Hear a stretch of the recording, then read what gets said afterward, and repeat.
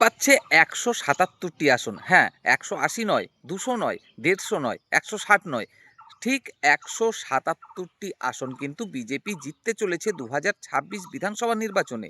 না, এটা কিন্তু আমি বলছি না। এটা বলছেন স্বয়ং শুভেন্দু অধিকারী। অর্থাৎ পশ্চিমবঙ্গের বিরোধী দলনেতা হিসাবে যিনি গত ৫ বছর ছিলেন। সেই শুভেন্দু অধিকারী নিজে মুখে একথা বলছেন যে বিজেপি ঠিক ১৭৭টি আসনেই কিন্তু জয়লাভ করতে চলেছে ২০২৬ বিধানসভা নির্বাচনে। চলুন একটু যুক্তি সহকারে বিষয়টা বোঝার চেষ্টা করি। বাস্তবে ১৭৭ আসনেই কি জিততে চলেছে বিজেপি? নাকি এটা অন্য কোনো কারণে শুধুমাত্র প্রচার করা হচ্ছে? ২০২১-এর বিধানসভা নির্বাচনে বিজেপির ফলাফল ছিল কত? ৭৭টি আসন।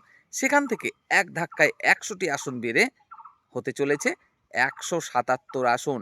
অর্থাৎ এককভাবে ক্ষমতায় যেতে চলেছে বিজেপি। এটাই কিন্তু দাবি করছেন শুভেন্দু অধিকারী। তাহলে এই যে অতিরিক্ত ১০০টি আসন কোথায় কোথায় জয়লাভ করার সম্ভাবনা রয়েছে? চলুন সেটাও এক নজরে একটু দেখে নেওয়ার চেষ্টা করি। দক্ষিণবঙ্গে এমন ৪৩টি আসন রয়েছে, যেটা কিনা আগেও আমি বলেছি ৪০ থেকে ৫০-এর মধ্যে আসন রয়েছে, যেখানে বিজেপি দ্বিতীয় স্থানে কিন্তু শেষ করেছিল ২০২১-এর বিধানসভা নির্বাচনে। অর্থাৎ যেখানে মার্জিন ছিল খুব সামান্য। কোথাও বা ১,০০০-এরও কম, কোথাও ২,০০০, কোথাও ৫,০০০, কোথাও ৭,০০০, কোথাও ১২,০০০, ১৮,০০০ এরকম। অর্থাৎ ৪৩টি দক্ষিণবঙ্গের এমন আসন রয়েছে যেখানে টিএমসি প্রথম স্থানে থেকে জয়লাভ করেছিল এবং বিজেপি ছিল দ্বিতীয় স্থানে। এই যে ৪৩টি আসন, হ্যাঁ, বিজেপি কিন্তু এবারে উঠে পড়ে লেগেছে এই ৪৩টি আসন নিজেদের দখলে আনার জন্য। তবে সেটা কি সত্যিই সম্ভবপর? চলুন এই বিষয়টাও একটু এক নজরে দেখে নেওয়ার চেষ্টা করি। এই যে আসনগুলো, এখানে যেহেতু খুব কম মার্জিনে জয় পরাজয় ঘটেছিল ২০২১-এ এবং যেহেতু এই যে এসআইআর এর কারণে প্রত্যেকটা বিধানসভা কেন্দ্রেই কিছু না কিছু ভোট কাটা গেছে, স্বাভাবিকভাবেই মার্জিনটা কিন্তু অনেকটা কমে এসেছে। এটা কিন্তু বলার অপেক্ষা রাখে না যে দল গত বছর জয়লাভ করেছিল, স্বাভাবিকভাবেই এই যে ভোটগুলো কাটা গেল এখান থেকে তারাই বেশি ভোট পেয়েছিল। না, সমস্ত জায়গায় এটা নাও হতে পারে। এমনও হতে পারে যে কোনো কোনো জায়গায় যা ভোট মোট কাটা গেছে, সংখ্যাটা যদি ধরি আমরা ৩০,০০০, তার মধ্যে বিজেপির ভোট কাটা গেছে বেশি। এরকম কিছু আসন হতে পারে। তবে সম্ভাবনা কিন্তু বেশি যে যারা জয়লাভ করেছিল সে টিএমসি হোক বা বিজেপি হোক, তাদেরই ভোটটা বেশি কাটা গেছে। এরকম সম্ভাবনাটা বেশি। তো যদি এই ৪৩টা আসন, যেখানে দক্ষিণবঙ্গে আমরা দেখেছিলাম বিজেপি দ্বিতীয় স্থানে ছিল, যদি এসআইআর এর এই ভোট কাটা যাওয়ার কারণে দেখা যায় যে যে ভোটগুলো কাটা গেল সেটা ২০,০০০ হোক, ৩০,০০০ হোক, ১০,০০০ হোক, ৫০,০০০ হোক, যাই হোক না কেন, সেই কেন্দ্রে টিএমসির ভোট বেশি কাটা গেছে, স্বাভাবিকভাবেই ব্যবধানটা কিন্তু কমে আসছে। শুধু তাই নয়, এই যে গত ৫ বছর এখানে বিজেপি কিন্তু আগের থেকে অনেকটাই শক্তি বাড়িয়েছে, একথাও বলার কিন্তু আর অপেক্ষা রাখে না। তবে একথাও নিশ্চিতভাবে বলা যায় যে না, এই যে ৪৩খানা আসনে বিজেপি দ্বিতীয় স্থানে থেকে ছিল, বিজেপি দ্বিতীয় স্থানে ছিল ২০২১-এর বিধানসভা নির্বাচনে।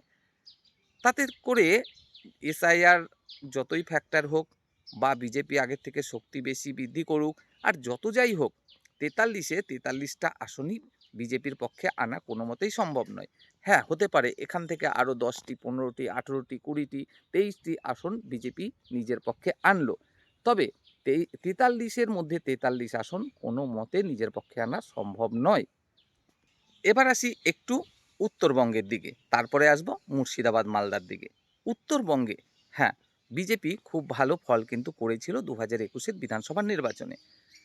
তারপরেও দেখা যাচ্ছে সেই যে ফলাফলটা করেছিল ২০২১-এর, তারপরেও আরও বেশ কিছু আসন এবং সংখ্যাটা প্রায় ৬ থেকে ১২, সেই আসনগুলো আরও কিন্তু বিজেপি পাখির চোখ করে রেখেছে এবং তারা ধরেই রেখেছে তাদের দখলে এই সিটগুলো আসতে চলেছে।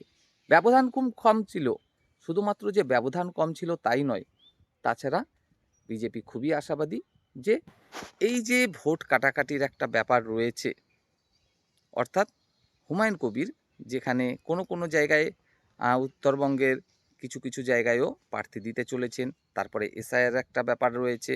সমস্ত কিছু মিলিয়ে তারা আশাবাদী আরও ৬ থেকে ১২টি আসন তারা ওখানে জয়লাভ করতে চলেছে।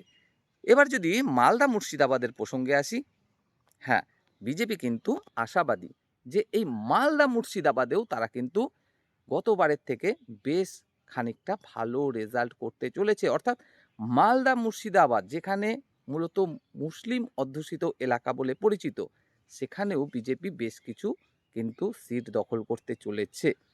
হ্যাঁ, এটা কিন্তু বিজেপি আশাবাদী। আর সেই অঙ্ক কষেই শুভেন্দু অধিকারী কিন্তু একটা নির্দিষ্ট সংখ্যা বলছেন যে আমরা ১৭৭ আসন জয়লাভ করতে চলেছি।